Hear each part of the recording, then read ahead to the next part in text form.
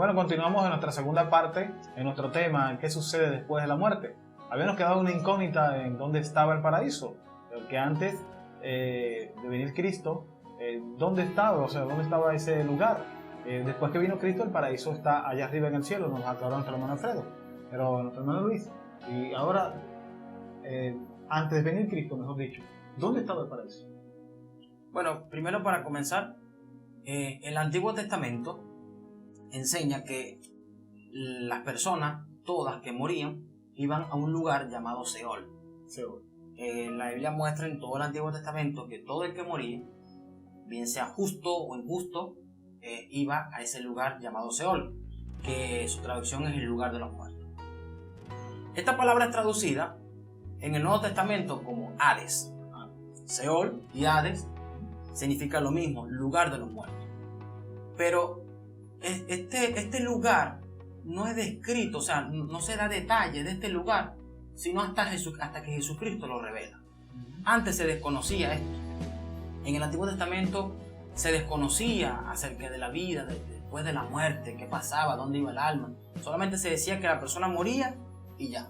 Entonces Cristo es el que revela lo que sucede después. En Lucas capítulo 16, en la historia del rico y Lázaro, Jesucristo habla algo muy interesante y da unos detalles aquí de este lugar. Fíjate, primero dice, usted lo puede buscar en su Biblia, que este lugar, según las características que da Cristo, estaba debajo de la tierra, y aparte de estar debajo de la tierra, estaba dividido en dos partes. O sea que el paraíso, me estás dando a entender, según lo que dice la Escritura, que estaba debajo de la tierra. Correcto.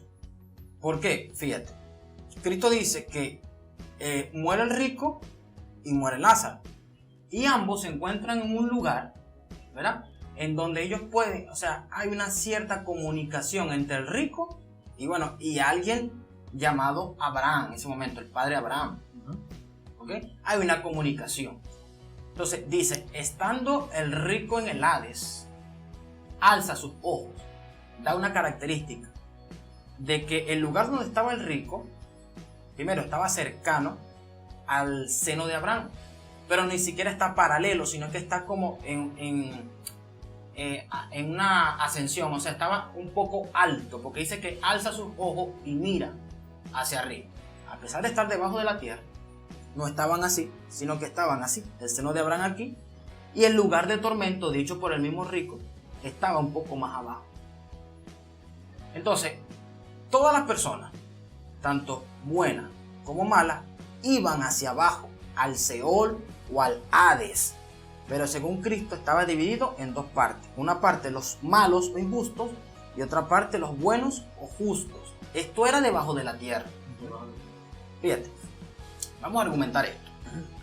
Vámonos a 1 Samuel capítulo 28.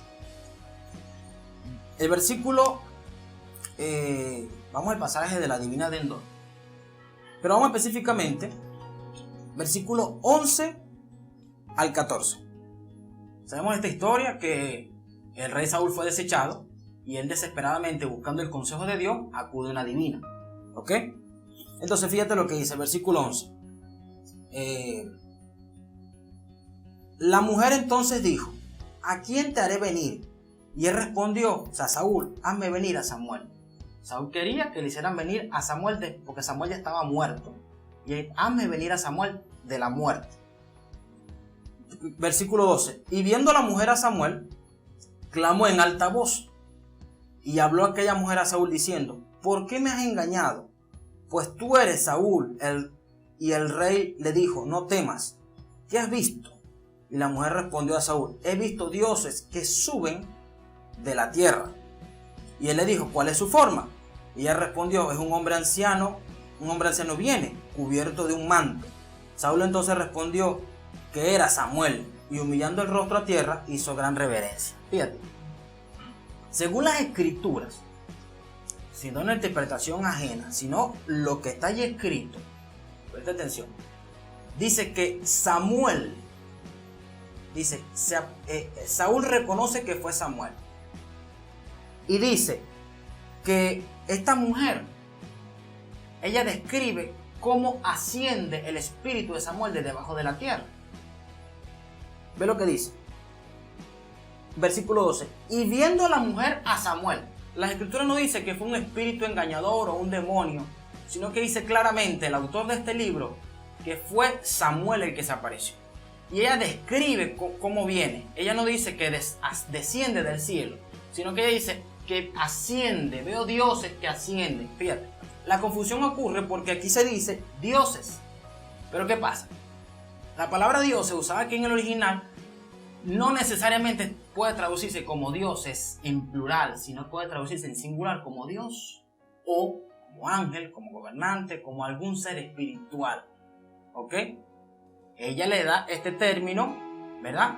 Pero esta versión que nosotros tenemos traduce como dioses, que no sería la traducción más idónea, ya que el versículo 14, fíjate, Saúl dice, ¿y cuál es su forma? Habla en singular, no dice plural. O sea, porque hubiese dicho, ¿cuál es la forma de ellos, de los dioses que tuviste? No, ella está hablando de un espíritu en particular que subió de debajo de la tierra y él le pregunta cuáles son las características. Entonces sabemos que Samuel fue un profeta de Dios, un hombre de Dios que murió y al morir su espíritu descendió al Seol, el cual vuelve a subir para hablar con Samuel. Usted puede leer todo el pasaje. Por esta parte podemos decir primeramente que los justos iban hacia abajo. En segundo lugar, Juan capítulo 3, versículo 3. Fíjate lo que dice. Evangelio de Juan, capítulo 3, versículo 13. Jesucristo dice, nadie subió al cielo, sino el que descendió del cielo, el Hijo del Hombre que está en el cielo. Cristo dice claramente aquí, nadie subió al cielo, sino el Hijo del Hombre, él mismo, el que descendió del cielo. Claramente el Señor está enseñando aquí que ninguna persona ha subido allá arriba. Hasta ese momento nadie había subido, sino Él. ¿Ok? También tenemos en Lucas capítulo 23, el versículo 42 al 43 dice, ya aquí en la crucifixión de Cristo, están los ladrones al lado de la cruz de Jesús, y uno de ellos le dice, acuérdate de mí, versículo 42, cuando vengas en tu reino. Y el versículo 43 dice, entonces Jesús le dijo, de cierto te digo que hoy estarás conmigo en el paraíso. Fíjate, Jesús le responde al ladrón, de cierto te digo, hoy estarás conmigo en el paraíso. La pregunta es la siguiente, Jesús cuando muere, ¿a dónde va? Según el apóstol Pedro, en Pedro capítulo 3, versículo 18, dice que él descendió, bajó. Cristo no subió. Y dice habla un pasaje que así como Jonás estuvo en el vientre del pez, así estará el Hijo del Hombre en el corazón de la tierra. Entonces Cristo baja, su espíritu, ¿ok? Baja a lo más profundo de la tierra. Ese día en que Él murió, ese día en que Él le dijo, hoy estarás conmigo en el paraíso, ese día ambos no subieron, sino que bajaron a lo más profundo de la tierra. Con esto demostramos una vez más que el paraíso, Cristo lo dijo, hoy estarás conmigo en el paraíso, estuvo debajo de la tierra. ¿Ok? Y vamos a leer Efesios 4,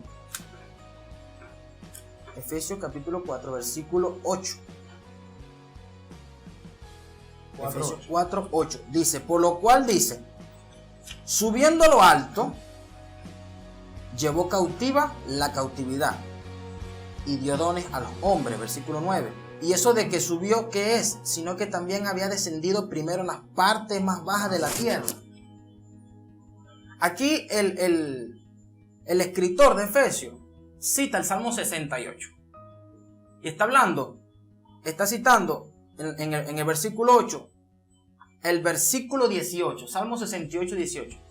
Dice que llevó cautiva la cautividad. En aquellos tiempos, cuando se iba a la guerra, siempre cuando se dominaba un pueblo sobre otro, no solamente que que tenían la victoria por medio, bueno, los mataban y todo esto. Había gente que quedaba viva.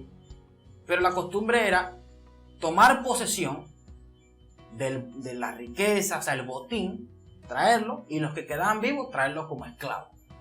Otra vez a la tierra.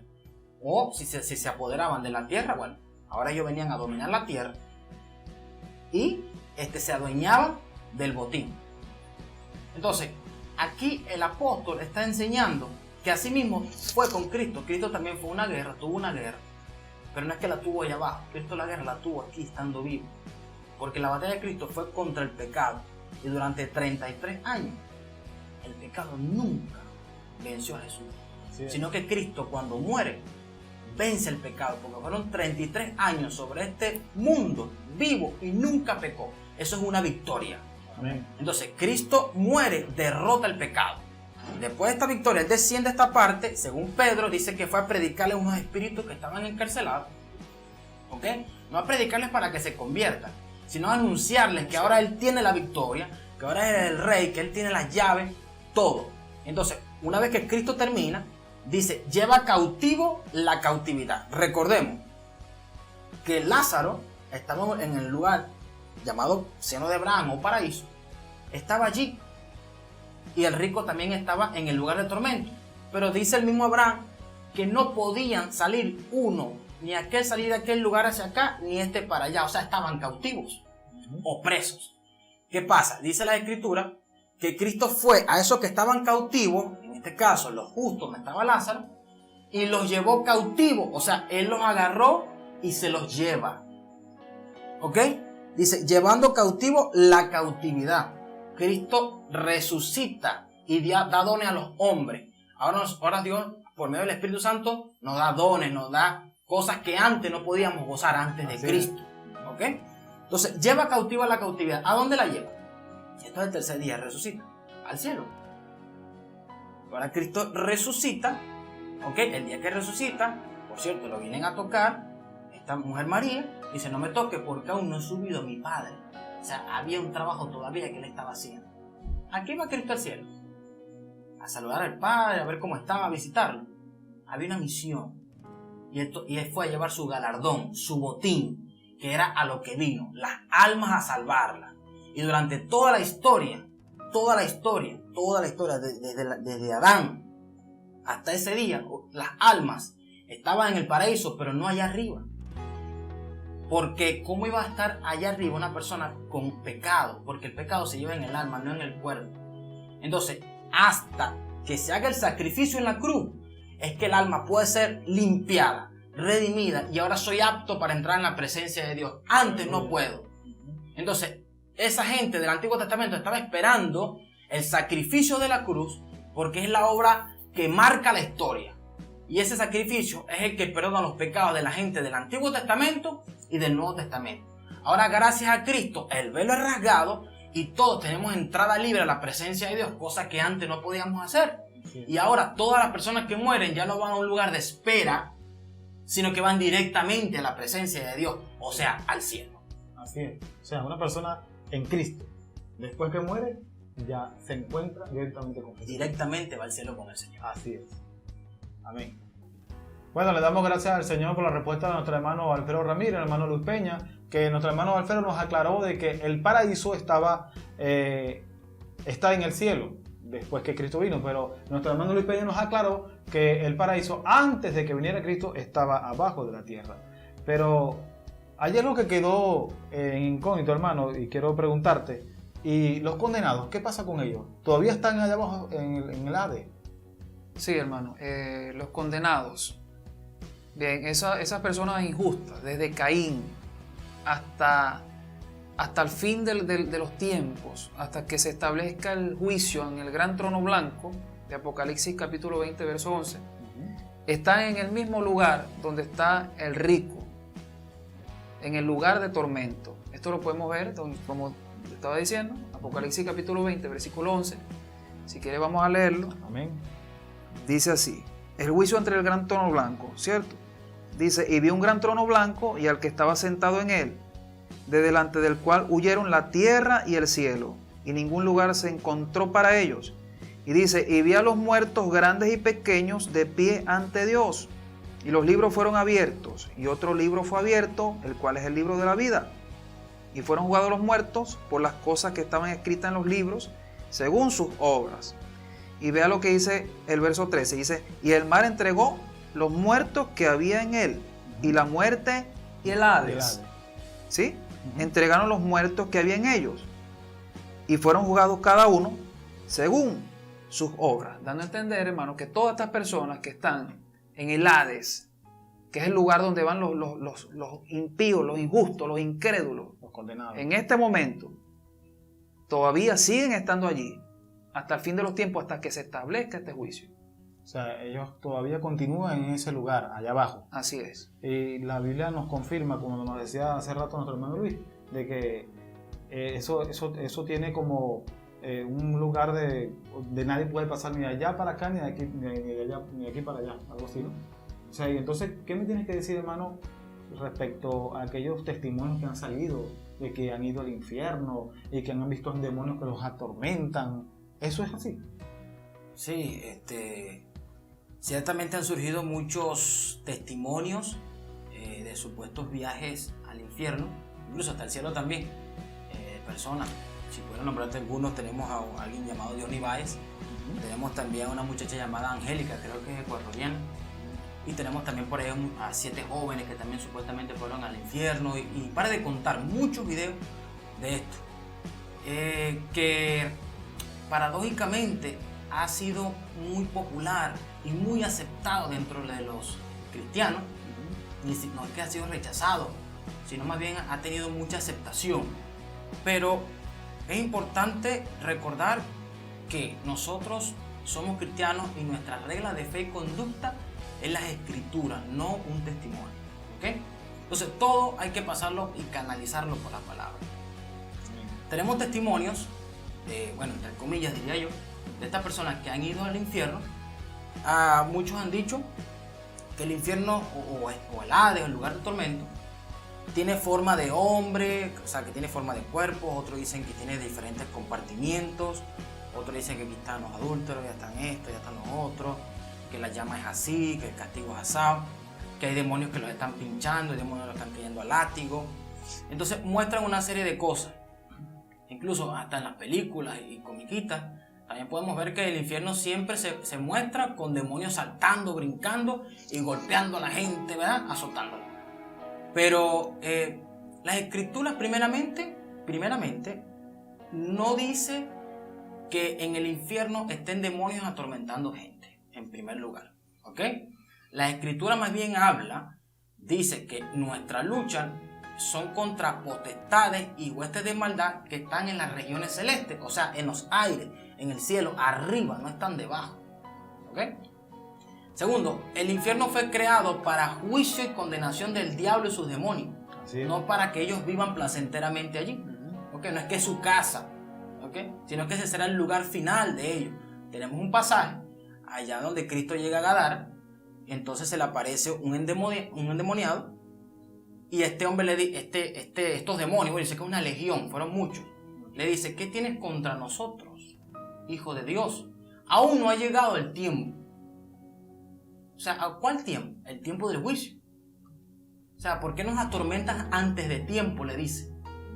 O sea, ellos saben que les espera un tormento, y lógicamente es en el infierno, es en el lago de fuego donde ellos serán juzgados al final. Entonces, no hay posibilidad de que el diablo esté allá con los demonios, como dicen muchos, armando sus trampas para después venir a la tierra. No, el tormento, según el rico, en Lucas capítulo 16, era un tormento de conciencia, primeramente porque estaba en ese lugar, ¿ok? Y no sabía cómo hacer para que su familia no llegara a ese lugar, primeramente. Y aparte, un tormento de llamas, dice que se estaba quemando. Ese era el tormento de él. Dice, y también hay demonios aquí que me están golpeando, ¿no? No dice eso. No lo dice. Entonces, tenemos estos testimonios que salen con una finalidad. La finalidad es transmitir un mensaje. Y el mensaje es el siguiente: no, estuve en el infierno y vi esto y vi lo otro. Cristo manda a decir que se arrepientan para que no vayan allí. O sea, ¿qué de nuevo es esto? Esto no tiene nada nuevo. Ya las escrituras declaran que es lugar de condenación. Y las escrituras no detallan el infierno. Las escrituras dan unas cosas puntuales que son usted las puede leer específicamente. Lo que más se detalla en las escrituras, lo que más se detalla es la historia del rico y Lázaro. Eso es todo.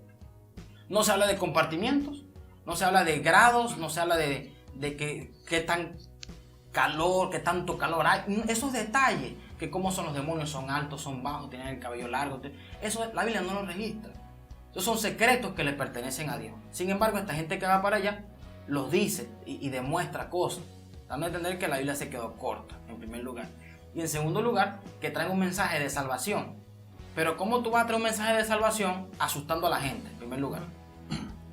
Y segundo, ¿tú crees que porque venga con un mensaje del más allá a decir, ay, ¿sabes que vi esto y vi lo otro? La gente se va a convertir. Mira, ve.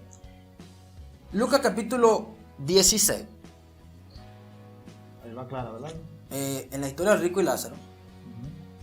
Específicamente, versículo 27. Dice, entonces dijo el rico, le dice a Abraham, te ruego pues, padre, que le envíes, o sea, a Lázaro, a casa de mi padre, porque tengo 5 hermanos, para que les testifique, a fin de que no vengan ellos también a este lugar de tormento. Entonces Abraham le dice, a Moisés y a los profetas tienen, óiganlos. Si usted estudia un poquito la palabra, se va a dar cuenta que no se refiere a Moisés literalmente, a los profetas, porque estaban muertos. Pero aquí estaba simbolizando las escrituras. La escritura, sí. Moisés y los profetas es la misma escritura, la ley, la palabra de Dios. A ellos oigan. ¿Ok? Así es. Entonces, otra vez insiste el rico. Y dice, versículo 30. Él entonces dijo, no. O sea, no es así, padre Abraham. Ve. Pero si alguno fuere a ellos entre los muertos, se arrepentirán. ¿Tú te imaginas el impacto que será que alguien se levante entre los muertos y venga y le predique eso? Anda, hazlo para que tú veas. Otra vez Abraham le dice, versículo 31, si no oyen a Moisés y a los profetas, tampoco se persuadirán, aunque alguno se levante de los muertos. ¿Qué pasa aquí? Se confirma lo que dice la Escritura, que la fe únicamente viene por oír la palabra de Dios. La conversión de alguien no va a venir por milagros, por señales, por nada más que por la Biblia, más que por las Escrituras. Así es. El primer paso para uno convertirse al Señor es oír las Escrituras. Usted no me diga que es cristiano sin previamente oír la palabra de Dios, porque la palabra es la que produce la fe. ¿Me entiendes? Entonces, estos testimonios, yo diría que son más con otra intención. No voy a decir cuál, Dios sabrá. Pero nosotros tenemos la palabra profética más segura, a la cual hacemos bien en estar atentos, eso lo dice Pedro. Entonces, tenemos que creer lo que dice las Escrituras, hermano. Fuera de cualquier testimonio. Fuera de cualquier testimonio. Que fui, que vi, que no sé qué, que tal. No puedo creerlo. Y si al caso vamos, para terminar, yo escuché también un testimonio de un hombre católico que fue al infierno. Y él dijo, como dicen muchos de los que van, estando en ese lugar, le preguntan a los condenados, mira, ¿y tú por qué estás en este lugar? Y yo siempre le dan una respuesta, de acuerdo a quien haya ido. ¿Ok? Entonces, bueno, yo estoy en este lugar. Algunos han dicho, antes de hablar del católico, un momentico, algunos han dicho, yo estoy en este lugar porque yo era una mujer fiel y yo era una mujer santa y me congregaba y todo. Pero yo estoy en este lugar porque yo me pinto el cabello y por eso Dios me envió a este lugar. O yo estoy en este lugar porque no diezmaba. O yo estoy en este lugar por esto, por entonces de acuerdo a quien está haciendo el testimonio, él va a alegar y va a hablar en pro o a favor de su denominación o movimiento. Y te lo demuestro. El católico fue testimonio de un católico. Y él dijo, yo estoy en este lugar. Le respondieron a él, ¿por qué tú estás en este lugar? Yo estoy aquí porque no iba a misa, porque no comulgaba, porque no creí en María y todas estas cosas. Y estaba en ese lugar. Ahora, ¿cómo yo creo en esto, hermano? Yo tengo dos opciones. O acepto ambos el testimonio del evangélico y el del cristiano, que ambos tuvieron ambas cosas, aunque se contradicen. O lo acepto a ambos o lo rechazo a ambos. ¿Me entiendes? Entonces yo me quedo con la palabra profética más segura. La Biblia no me habla ni lo que habla este, ni lo que habla este. Simplemente lo que está aquí me basta para ir al cielo con el Señor. Eso es todo. Entonces, antes de creer en un testimonio, amigo, hermano, que usted me oye, todo lo que usted oiga, fíltrelo por la palabra de Dios. Y si no pasa, deséchelo. Porque no viene de Dios. Así es. O sea que el católico pasó un testimonio de que fue al infierno y habló a su favor. Correcto. Y hay personas que también han dicho que, así como lo nombraste, como Angélica, Denibay y los 7 jóvenes que han ido al infierno, han visto personas que adúlteros, fornicarios, hasta pastores, evangelistas y así muchas cosas. Y para cuando la Biblia nos dice lo contrario, la Biblia dice que nadie puede ir para allá, ni allá tampoco puede ir para acá.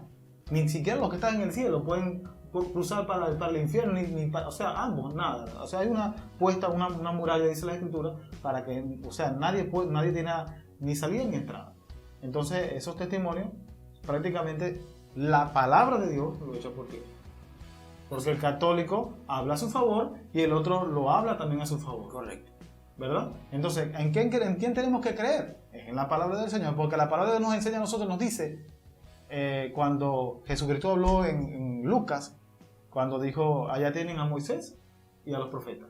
O sea, aquí está la palabra de Dios en la que tenemos que creer. Amén. Amén, así es. Así es. Entonces, recordemos que la verdad siempre nos hará libres. Amén. La verdad nos hace libres. Dios les bendiga.